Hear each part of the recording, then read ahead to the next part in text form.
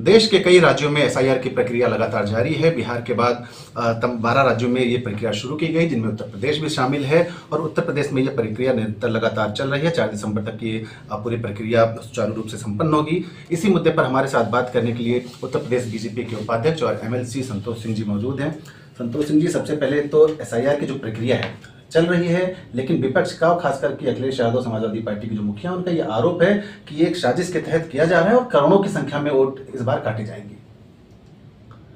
पहले एसआईआर की प्रक्रिया को समझना चाहिए। एसआईआर की प्रक्रिया कोई पहली बार नहीं है। प्रत्येक 20 वर्ष में ये एसआईआर होता ही है। 2003 में पिछली बार हुआ था। 2003 जनवरी में जो सूची प्रकाशित की गई थी वो एसआईआर के आधार पर थी। पहला ही शर्त है कि आपका 2003 की मतदाता सूची में यदि आपका नाम है तो आपको कोई प्रमाण पत्र देने की आवश्यकता नहीं है। दूसरा कि अगर आपका 2003 के मतदाता सूची में नहीं है, आपके माता पिता, नाना नानी, दादा दादी, किसी भी एक व्यक्ति का अगर नाम 2003 की सूची में है तो भी आपको केवल उसी को बताना है, कोई प्रमाण पत्र देने की आवश्यकता नहीं है। उसके बाद भी 12 तरह के जो डॉक्यूमेंट चुनाव आयोग ने किए हैं उसमें आधार केवल आंशिक है। 11 तरह के जो बाकी डॉक्यूमेंट हैं, जिसमें किसी यूनिवर्सिटी का या हाई स्कूल का जिसमें जन्म तिथि का प्रमाण पत्र हो और स्थान हो, या कोई भी सरकारी जो डॉक्यूमेंट हो, जमीन आपको अलॉट हुई हो, भारत का पासपोर्ट हो, ऐसे तमाम डॉक्यूमेंट हैं जो बहुत साधारण डॉक्यूमेंट हो, बिजली का बिल हो, मतलब केवल साधारण डॉक्यूमेंट हैं। उसके आधार पर मतदाता बनने में कहीं कोई दुविधा नहीं है। ये लोग केवल ये चाहते हैं कि जो सूची एज इट इज, जो नाम फॉर्म 6 भर करके दे दे, उसको शामिल कर लिया जाए, या जो सूची बनी हुई है, चाहे उसमें कोई मृतक है, चाहे उसने स्थान बदल दिया है, तो उसको भी शामिल कर लिया जाए और सूची को एज इट इज करते हुए और जो भी फार्म भर के दे दे वो। उस पर कल सुप्रीम कोर्ट में सुनवाई थी। मैं अपने तरफ से नहीं कहता हूँ, सुप्रीम कोर्ट ने बिहार का उदाहरण दिया कि बिहार में एक भी वोट काटने की शिकायत दर्ज नहीं हो पाई और आश्चर्यजनक रूप से किसी भी राजनीतिक दल ने कोई भी अपील काटने के खिलाफ, वो मीडिया में तो बयान देते हैं लेकिन कोई शपथ पत्र देने के लिए तैयार नहीं हुआ। उसके अलावा जो सुप्रीम कोर्ट के निर्देश पर लीगल वॉलंटियर्स लगाए गए थे, उन वॉलंटियर ने भी प्रयास किया, उन्होंने भी कोई एक भी मतदाता कटने की सूचना नहीं दी, क्योंकि चुनाव आयोग ने एसआईआर में ये भी व्यवस्था कर रखी है, अगर वर्तमान सूची में से कोई नाम कटता है तो उस मतदाता को सूचना भी दी जाएगी। चुनाव आयोग ये जो कपिल सिब्बल की दलील पर उन्होंने कहा कि कोई पोस्ट ऑफिस नहीं है ये चुनाव आयोग कि जो आप भर करके दे दें वो उसको आगे बढ़ा दे, उसको निरीक्षण करने का, उसकी जांच करने का उसको अधिकार है। और आधार कार्ड का जहां तक सवाल है, आधार कार्ड केवल राशन और अन्य जो मानवीय जीवन के लिए एकदम आधारभूत सुविधाएं होती हैं उनको प्रदान करने के लिए ही आधार है।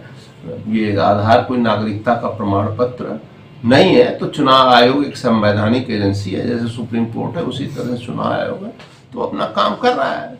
और साथ में व्यवस्था है कि बीएलओ जो बूथ लेवल ऑफिसर होता है चुनाव आयोग के, उसके साथ साथ चुनाव आयोग का नियम है कि हर राजनीतिक दल जो मान्यता प्राप्त है वो अपना एक BLA-2 यानी बूथ लेवल एजेंट उस बीएलओ की सहायता के लिए नियुक्त कर सकता है और उसको तमाम कानून सम्मत अधिकार हैं। ये अपने BLA-2 के माध्यम से काम करवाएं, क्या समस्या है, काम करवा रहे हैं। लेकिन इनको ये नहीं करना है, इनको असल में जो ये फर्जी वोट बने हुए हैं तमाम तरह के, वो फर्जी वोटों को उनको आगे बढ़ाना है। विशेषकर जो घुसपैठिए आज भारत में बसे हुए हैं और नासूर बने हुए हैं, जितने आतंकवादी कांड हो रहे हैं, जितने अन्य घटनाएं भी हो रही हैं अपराध की, उसमें भी उनका बहुत बड़ा रोल हो रहा है कि वो वोटर बने रहें, उनके माध्यम से वो चुनाव जीतते रहें। ये इनकी आकांक्षा है और उनको बचाने के लिए पूरी लड़ाई इन्होंने बिहार में भी लड़ी है।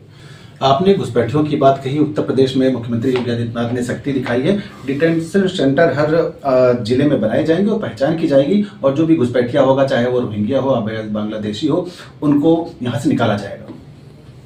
बिल्कुल ठीक है, केंद्र का भी निर्णय है, केंद्र का निर्देश है। पहले ही हमारे गृह मंत्री घोषणा कर चुके हैं कि एक भी अवैध घुसपैठिए को हम भारत में रहने नहीं देंगे और घुसपैठिए बर्दाश्त नहीं किए जा सकते हैं। भारत के नागरिक किसी भी धर्म के हों, किसी जाति पंथ मजहब संप्रदाय के हों, वो भारत के नागरिक हैं, तो भारत के नागरिक हैं तो भारत के संसाधनों पर, भारत की जो मूलभूत सुविधाएं हैं, जो भारत की हमारी सरकार की योजनाएं हैं, उनसे आच्छादित होने का हक है। लेकिन इन घुसपैठियों का भारत के ऊपर बोझ बनने का कोई हक नहीं है और उनको किसी कीमत पर स्वीकार नहीं किया जा सकता। मतदाता बनने का कारण नहीं है, इनको स्वीकार ही नहीं किया जा सकता और डिटेंशन सेंटर बनेंगे और इनको बाहर भेजने का प्रयास किया जाएगा और भारत का नागरिक तो इनको बनाया ही नहीं जा सकता। हाँ, एक अंतिम प्रश्न एसआईआर से जुड़ा है। बिहार में एसआईआर की प्रक्रिया हुई, सबसे पहले चुनाव संपन्न हो गए, किसी तरह की कोई शिकायत नहीं देखने को मिली, न किसी मतदाता की तरफ से नाम काटे गए। बावजूद इसके जो सवाल लगातार उठ रहे हैं विपक्ष की तरफ से कि नाम काटने का प्रयास किया जा रहा है, चाहे अखिलेश यादव हो, चाहे कांग्रेस हो, तमाम जो दल हैं। लेकिन जो आपने बात अभी अभी कही कि किसी ने भी कोई शिकायत कोर्ट के सामने या किसी जो संबंधित अधिकारी है उसके सामने दर्ज नहीं कराई है, कहीं ये पूरी तरह से राजनीतिकरण है एसआईआर के मुद्दे का? पूरा राजनीतिक ये उसका मुद्दा बना रहे हैं।